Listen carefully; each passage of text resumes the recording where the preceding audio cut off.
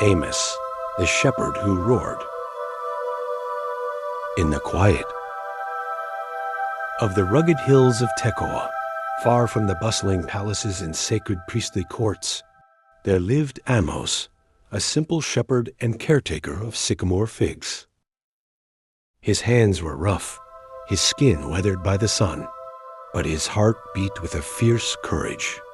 It was here, among rolling hills and whispering winds, that the voice of the Lord thundered through him like a lion's roar. Imagine walking with Amos from those peaceful, dusty hills northward toward the crowded, noisy cities where kings and priests held court. The air changes. The streets pulse with power and wealth. But beneath the glittering temples and golden altars lies a hollow heart. The rich lounge on ivory beds, singing careless songs, while the poor cry out unheard, drowned beneath the noise of false worship. Amos's journey was not to foreign lands, but to his own people, carrying a message that shook the very ground beneath his feet. Standing boldly in marketplaces, city gates, and shrines, he declared with the force of rushing rivers, "Let justice roll down like waters, and righteousness like an ever-flowing stream." Exposing the hypocrisy cloaked in gold. "I despise your feasts," the Lord said through Amos. "I will not accept your offerings."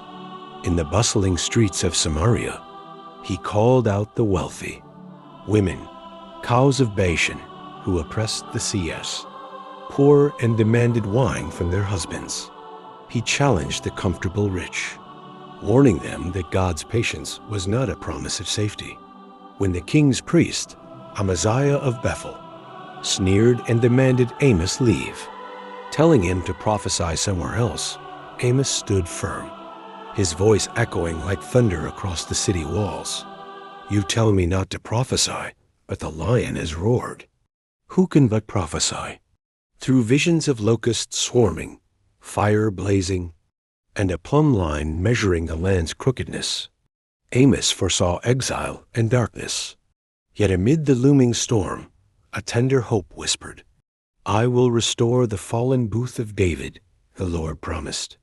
"I will plant Israel in their own land, and they shall never again be uprooted."